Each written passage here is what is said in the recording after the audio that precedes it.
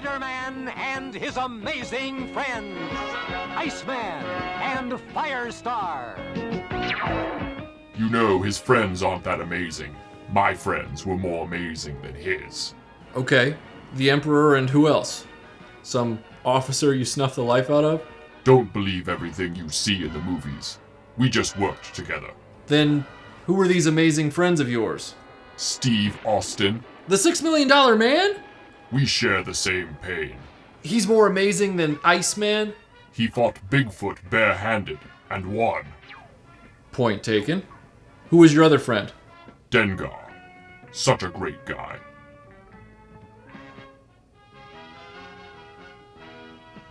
We gotta get back to the past, to the 20th century. Digging through the bubble wrap into your memories. Back was the collector, he's protecting what we find. Relentless heavy rhythms keep us safe through time. Retroblasting. This is not a toy. Just the corners of your mind, retroblasting. The stuff you love since you were 9. We're blasting into the past to see what thrills still last. Retroblasting.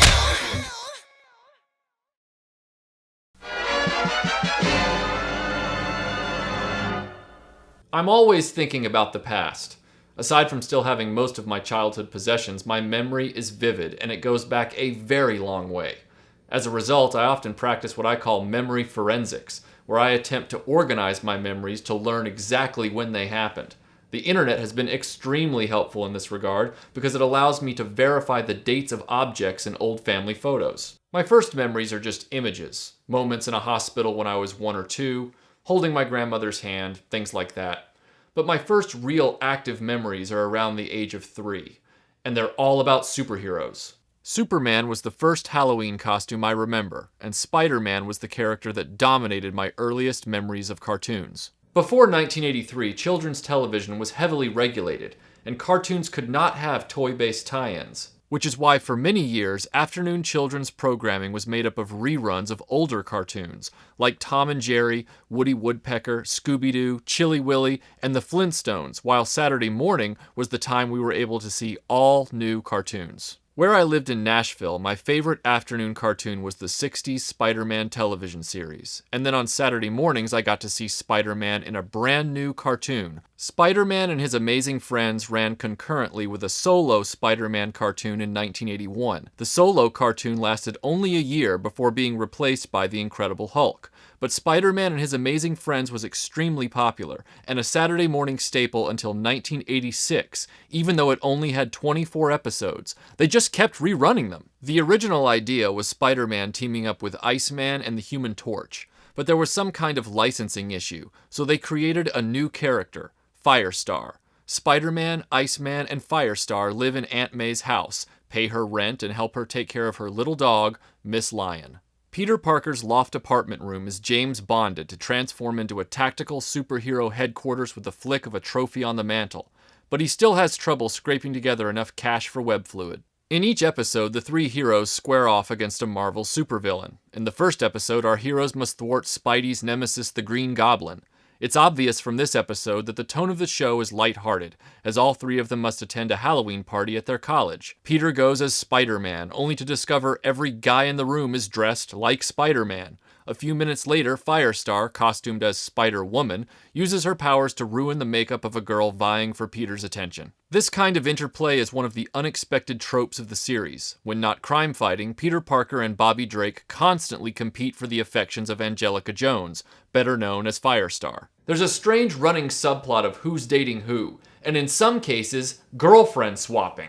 In one episode, Parker goes to a party hosted by his creepy unibrowed professor and takes Mona Osborne with him. Mona Osborne? The one I date. That deserves a replay. Let's watch that again. Mona Osborne? The one I date. So Iceman is dating Mona, but he's totally okay with Peter Parker dating Mona at the same time. The 2 guys also admit to each other their feelings for Firestar, but Iceman says fire and ice don't mix. That doesn't stop him from being a third wheel without a date, though. The Bijou? Nah, I've seen that flick at the Bijou. Let's go to the Rialto. Bobby, I've got a date with Peter tonight. Oh, that's okay. I don't mind. Spider-Man is worried that if he's rejected by Firestar, it will end their super team. Sometimes they get so preoccupied with each other's love lives, they stop being superheroes. In the prison plot, Magneto takes hostages, but that doesn't stop Spidey and Iceman from pestering Firestar about who she's dating that evening. Now, if you'll just tell us who you're dating tonight, we can start taking care of Magneto. I wonder if the writers would have been so focused on relationships and romance if it had been the Human Torch instead of Firestar, because it would have been very awkward for Peter Parker and Iceman to be vying for his affection. A guy named Sunfire earns Firestar's affections thanks to his similar powers, and they make out at the end of the episode in a shot as epic as a 1970s album cover.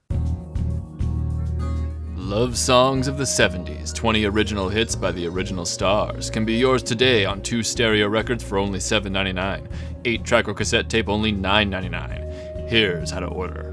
Eventually, after a series of various romances, Spider-Man and Firestar close the gap between each other. You don't mind if I get closer, do you, hot stuff? Aside from the preoccupation with superhero love lives, the series has a Saturday morning charm to it, and it's one of the first cartoons I remember while eating cereal on weekends, playing around the same time as Filmation's Zorro and Black Star. Amazing Friends is a transitional cartoon, stuck between the overly non-violent tunes of the 70s and the more action-oriented tunes of the 80s. But you can see in Amazing Friends the beginnings of more daring animated storytelling. In the quest of the Red Skull, they don't hide from the Nazi underpinnings of the Red Skull character. His henchmen throw the Nazi salute, the heroes encounter swastikas, and even watch a film about Hitler's rise to power. Marvel took the opportunity to make the series a gateway moment for younger kids who might not read comics. This resulted in a vast number of guest appearances by heroes and villains from across the Marvel Universe. They help Thor fight Loki, they team up with Namor, Doctor Strange, Captain America, and Shauna the She-Devil to thwart the Chameleon. They take on Magneto and even assist the X-Men in defeating Juggernaut.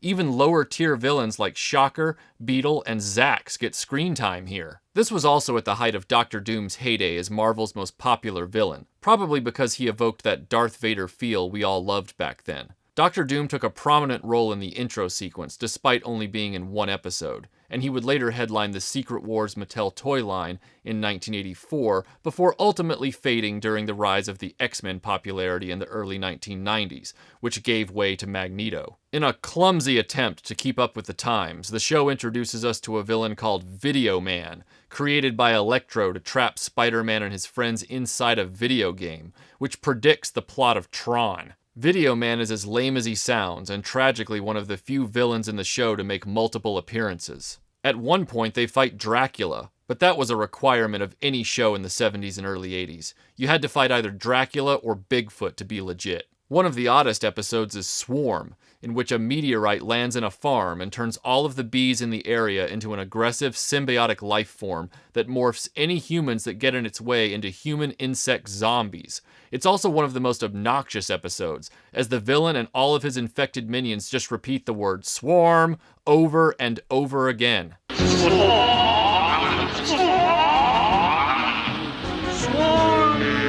Everyone will work for Swarm! Everyone! Everyone! There are some great things about this series. In the later episodes, the quality of the animation improves, and the writers dedicate episodes to the origins of each hero. They don't shy away from the death of Uncle Ben emotionally, though they never actually say the word died. Iceman had his powers from birth and joined the X-Men, while Firestar's origin plays out almost exactly like the plot of Carrie. Picked on in school, labeled a freak, and duped by her rival's boyfriend, she exacts revenge on them for framing her, which results in their expulsion, though she could have just as easily set them on fire. Exactly how the Spider-Friends came together is a stone the writers don't leave unturned. In the origin of the Spider-Friends, we see them pick their team name and watch Tony Stark set them up with their James Bond-style headquarters. Spider-Man and His Amazing Friends was a cartoon made on the cusp of big changes in children's entertainment. Debuting in 1981, it didn't have the luxury of a merchandising tie-in and was heavily regulated in depictions of violence.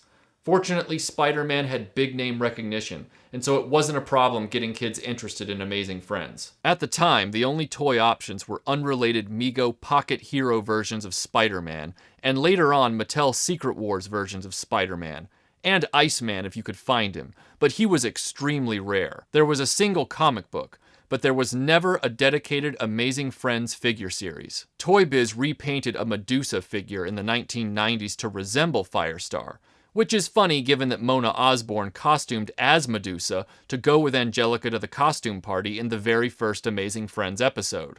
It was a Toy Fair magazine exclusive, but you can't put an in-scale group of Toy Biz figures together. Iceman is too short, Spider-Man is too big. It's a mess, though probably appropriate with animation errors like this. Hasbro and Toys R Us released an exclusive Amazing Friends Figure 3-pack in 2009, and later released Miss Lion as a pack-in with a Mary Jane Watson figure. Spider-Man and his Amazing Friends by all rights shouldn't exist. Teaming Spidey with a random X-Man and a fabricated fire hero is an odd tripling, with the characters awkwardly grasping for a name and slogan, calling themselves the Spider Friends. It's a clear attempt to compete with the long-running DC Comics Super Friends cartoon. Did I mention their slogan? Spider Friends! Go for it! Talk about the writers just phoning that one in. Suddenly the Tick slogan doesn't sound so stupid. Spoon! For all the weirdness in this series, there's a lot of charm and quality as well. A number of the episodes were written by Donald F. Glut, the writer of the novelization for The Empire Strikes Back and the Mattel mini-comics for Masters of the Universe that launched He-Man's adventures. The show has a lighthearted personality, best summed up by Spidey and Iceman's first exchange in the first episode. Oh no! Oh, yes. Here I come to help my chum because he was dumb. Spider-Man and His Amazing Friends has never officially been released on DVD or Blu-ray, so if you're a huge fan of the show like I am, you're going to have to track down a bootleg. I was fortunate enough to track down a high-quality bootleg for my collection. Spider-Man and His Amazing Friends is a nice escape back to a time before toy and video game tie-ins, when Marvel Comics was just Marvel Comics and wasn't owned by Disney or riding the intense high of 1990s comic book craziness. Spider-Man is drawn firmly in the classic style of John Romita. There's no Venom or Carnage running around. The show is pleasantly pre-Todd McFarlane, a nice reminder of a time when superheroes weren't always dark and dour. You know, when comic books were actually fun. Spider Friends? Go for it!